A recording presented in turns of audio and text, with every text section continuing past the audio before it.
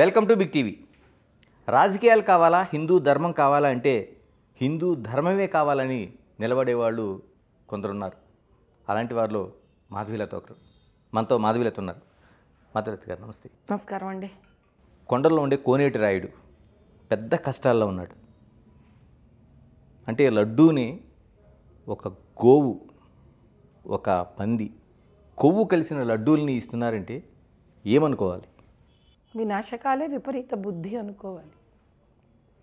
మనిషి ఒక పైశాచికతనానికి అంతు లేకుండా పోయిందనుకోవాలి. మనిషి ఒక స్వార్థానికి హద్దు లేకుండా పోయిందనుకోవాలి. హైందవులు చేతగాని వాళ్ళము దద్దమ్మలు అనుకుంటున్నారు అని అనుకోవాలి.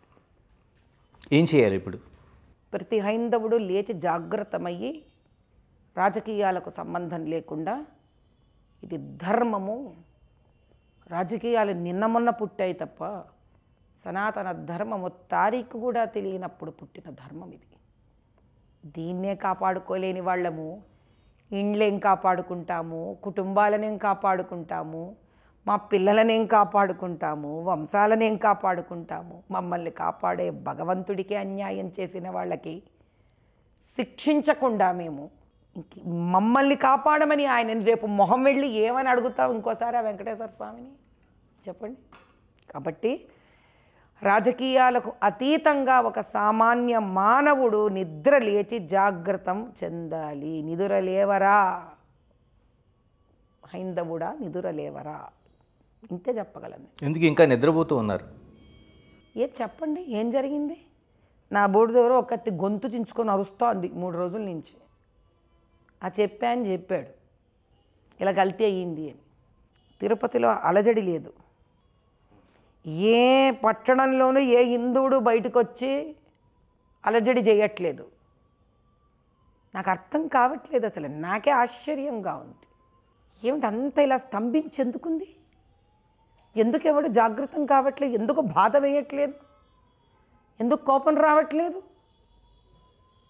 మీడియా అనే ఒక సంస్థ తపనబడి తిరుగుతున్నారు మీరందరూ. మాట్లాడండి అమ్మా, మాట్లాడండి అయ్యా దీని గురించి అని. తెలంగాణలో ఎంతమంది మాట్లాడారు? ఏది తీయండి నిజానిజాలు బయటికి. ఇప్పుడు ఈ కలుషితమైన లడ్డు ఎందుకింతటి వార్త బయటికి వచ్చింది? ఇలా కల్తీ చేశారు అని ఒక వార్త వస్తే చేశారులే అని అనుకుంటున్నారా అందరు హిందువులు? చేశారు, ఇంకేం చేసుకోగలము అనుకుంటున్నారా? నాకు అర్థం కావట్లా. నా వరకు నేను దీన్ని వదిలిపెట్టకూడదని నిర్ణయించుకున్నాను. ఏం చేయదలుచుకున్నారు? దీనికి నాకు తోచింది ఒక 2-3 రోజులలో ఒక 101 మంది మేము కలిసి కాషాయ వస్త్రధారణ చేసి హైందవ ప్రాయశ్చిత్త తిరుమల ప్రయాణం చేయదలుచుకున్నాను. హైందవ ప్రాయశ్చిత్త తిరుమల ప్రయాణం మేమందరము ఓ 101 మంది యువకులను చేర్చి, ఎందుకంటే ఆ తరానికే నేను ఒక సందేశాన్ని ఇవ్వాల్సిన బాధ్యత నాకుంది. ఇప్పుడు ఆయన దగ్గరికి పెళ్ళవ్వాలని వెళతాం, పెళ్ళి కుదిరితే నాయన నీ దగ్గర వచ్చి పెళ్లి చేస్తామని అడుగుతాం. తిరుమల కొండ మీద పెళ్ళి చేసుకుంటారు, పిల్లలు పుట్టాలని అడుగుతాం. వ్యాపారం పాడవకూడదని అడుగుతాం, పాడితే బాగు చేయమని అడుగుతాం. లావాదేవీలు ఉంటే అడుగుతాం. అన్నిటికీ వాడతామే ఆయనని. అలాంటి శ్రీవారికే అంత భయంకరమైన లడ్లు పెట్టారు. ఆ బాధ కన్నా ఆయన వెళ్ళి ఒక్కసారి దర్శించాలిగా, ఆయననే కోరాలి కదా. ఆయన ఈ అన్యాయం ఏంటో బయటికి తీసుకురా తండ్రి. ఎందుకు ఈ అన్యాయాన్ని బయటికి తీసుకొని వచ్చి దుర్మార్గులను శిక్షించు ఇది నిజమైతే అని మన కోరికలతో పాటు ఇది ఒక కోరిక కిందే మనం భావించి వెళ్ళి ఆయనను ప్రాధాన్యపడాలిగా. జీవిత పర్యంతం మొత్తంలో అయ్యో ఆయనకి ఇటువంటి లడ్డూ పెట్టినప్పుడు ఈ లడ్డు అన్యాయం కదా, స్వామివారికి శ్రీవారికి ఇలాంటి లడ్లు ఇవ్వకూడదు కదా, ఇలాంటి అన్యాయం అక్కడ జరిగింది కాబట్టి ఆయనను ప్రాధేయపడి జాగృతం అవ్వవయ్యా, నరసింహావతారం ఎత్తవయ్యా అని అడిగే హిందువుకి బాధ్యత ఉందిగా. ఒక ప్రాయశ్చిత్తంగా వెళ్ళాలిగా అక్కడికి మనం. అంటే ప్రాయశ్చిత్తమైన విజ్ఞాపనలు ఏమైనా ఇస్తారా స్వామివారికి? ఉండిలో వేస్తాను నేను. అయ్యా అపర ఉగ్ర నరసింహావతారాన్ని ఎత్తు నీవు, ఎంతకాలం ఈ హైందవ హింస మేము భరించాలి, న్యాయాన్ని కలగజే ఇవ్వు మాకు. ఆ దుర్మార్గులు ఎంతమంది ఉన్నారో కఠోరమైన శిక్షను వాళ్ళు గురి కావాలి, నా భూతో నా భవిష్యత్తు లాంటి కఠోర శిక్షను వాళ్ళు భరించాలి, వాళ్ళకి రావాలి, వాళ్ళ బయట పడాలి అని కోరాలా కనీసం? స్వార్థపూరితమైన కోరికలతో పాటు హైందవ ధర్మ సంస్థాపనకు కావాల్సిన ఒక్క కోరిక కోరడానికన్నా తిరుమల వెళ్ళాలిగా. నేను వెళ్తున్నా. అంటే నిజంగా ఆ ఏడుకొండలవాడు శిక్షిస్తాడంటారా? గతంలో జరిగిన ఏమైనా శిక్షించేది? వెంకటేశ్వర స్వామి కలియుగ దైవం, కానీ హైందవ ధర్మంలో భగవంతుడికి విపరీతమైన సహనం ఉంటుంది. ఓకే. 7 కొండలను రకరకాలుగా వీళ్ళు కబ్జాలు చేయడం ఎంతో రాజకీయ నాయకులు ప్రయత్నం చేశారు. వేణుగోపాలస్వామి మందిరం ట్యాంకులలో బ్యాప్టిజంలు చేశారు. ఆకాశరాజు మొదలుకొని ఆఖరి మహారాజు వరకు అర్పించిన మణులు, మాణిక్యాలు, వజ్రాలు, వైడూర్యాలు, కిరీటాలు, నగలు, మూర్తులు, విగ్రహాలను అమ్ముకొని తిన్నారు ఎంతోమంది. ఉండి డబ్బులు కూడా గుటకాయ స్వాహా చేస్తూనే ఉన్నారు.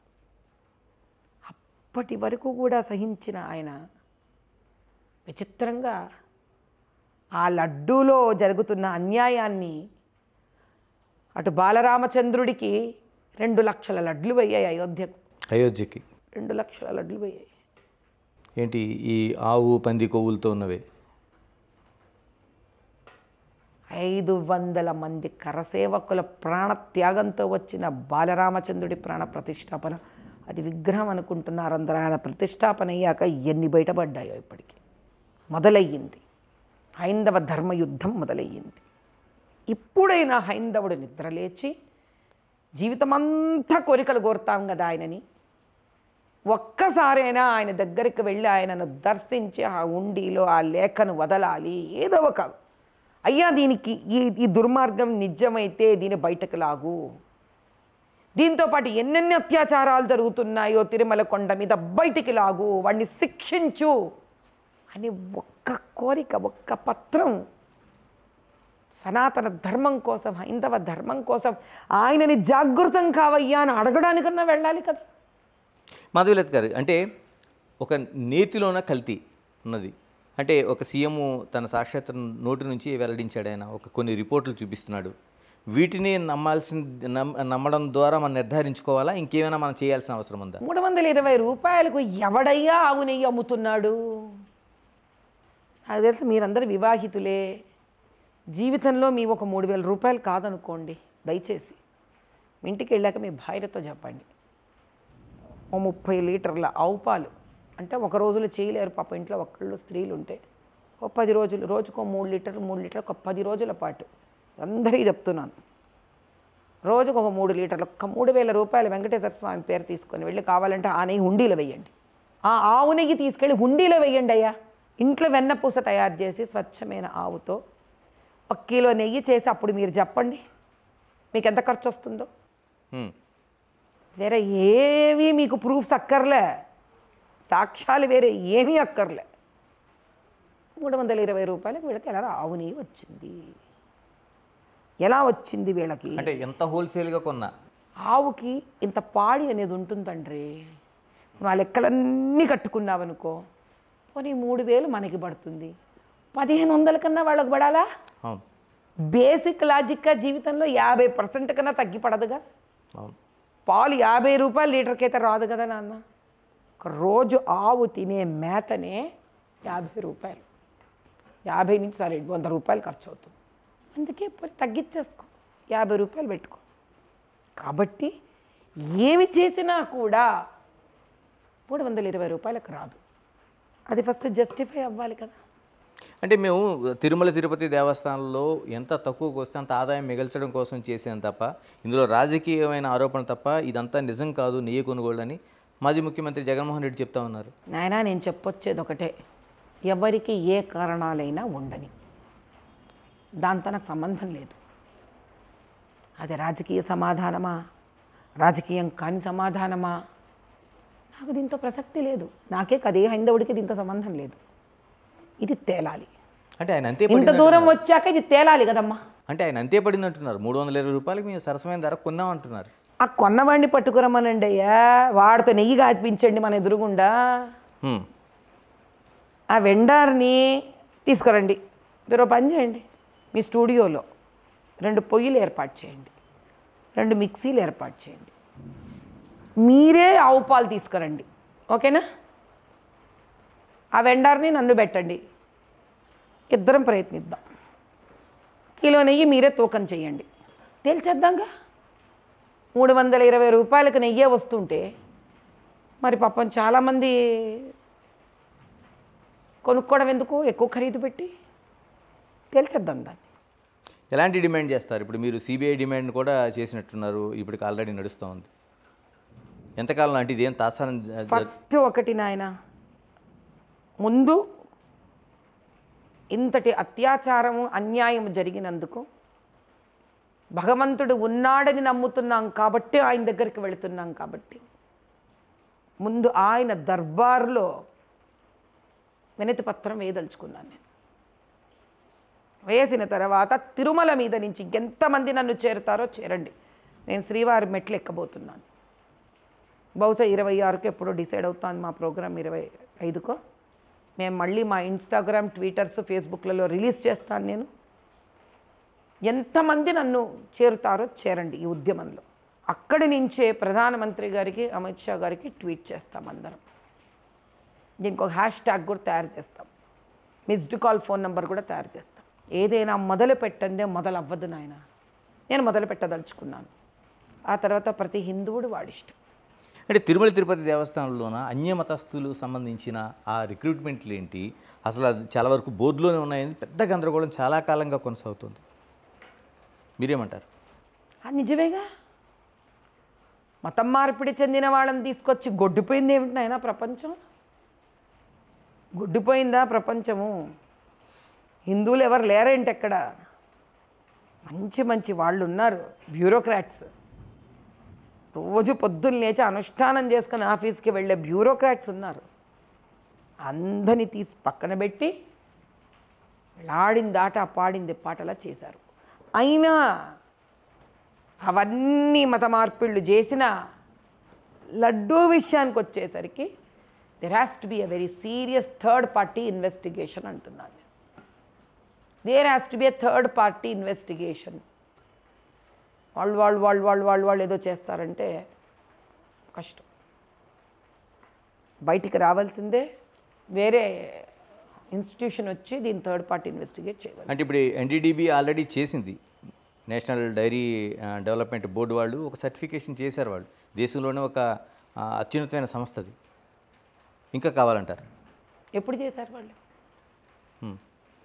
పూర్వం చేశారా, ఇప్పుడు చేశారా?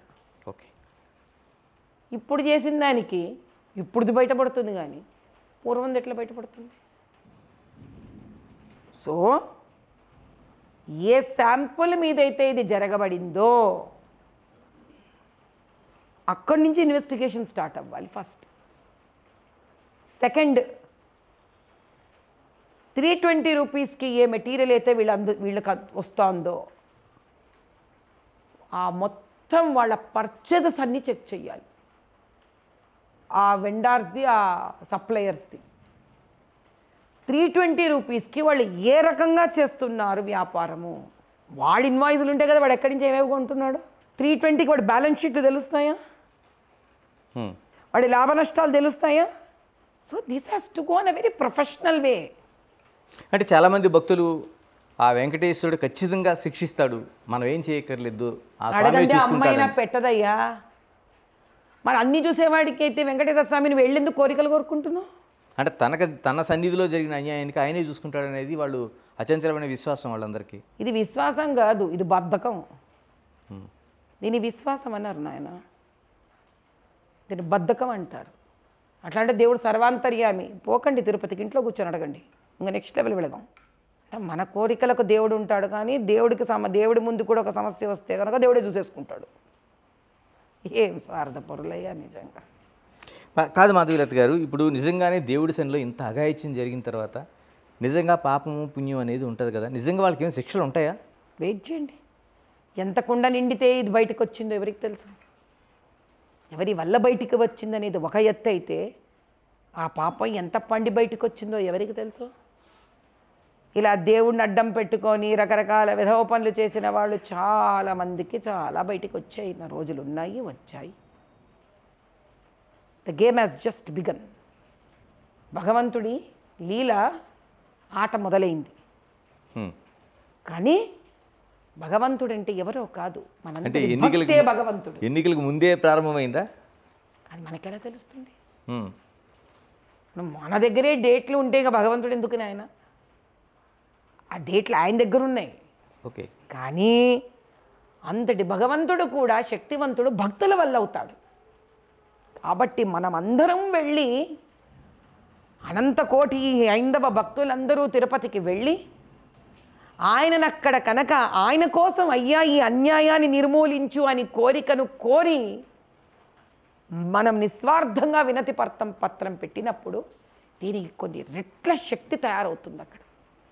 ఆ భక్తుల శక్తితోటి ఆయన విజృంభిస్తాడు. ఇంతవరకు వచ్చాడు ఆయన, ఇంకా విజృంభిస్తాడు. ఆంజనేయ స్వామిని ఎందుకు దండకం చదువుతారు?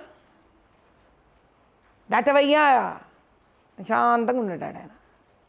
నరసింహస్వామికి ప్రహ్లాదుడికి అంత జరిగితే నరసింహావతారం జరిగింది ఆయనది.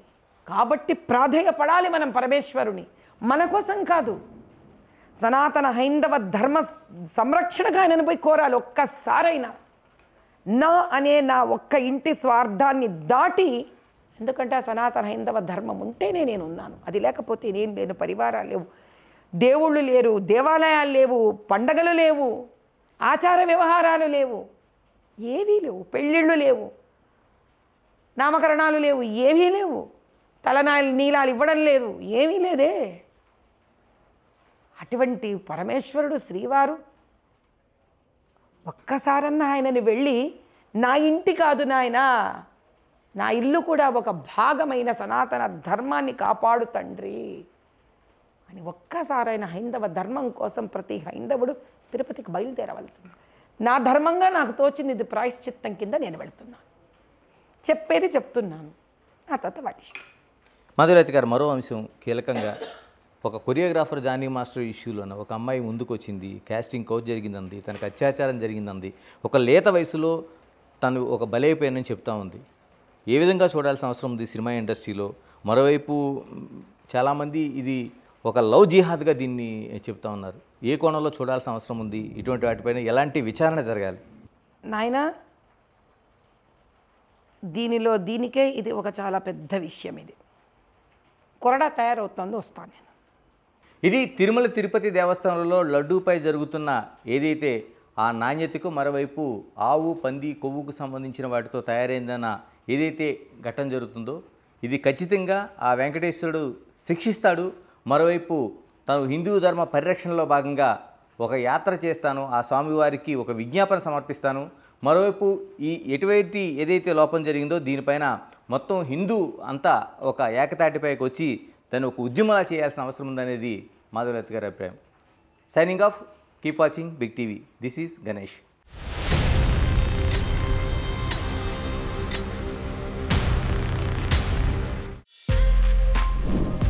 For more videos like this, subscribe Big TV channel.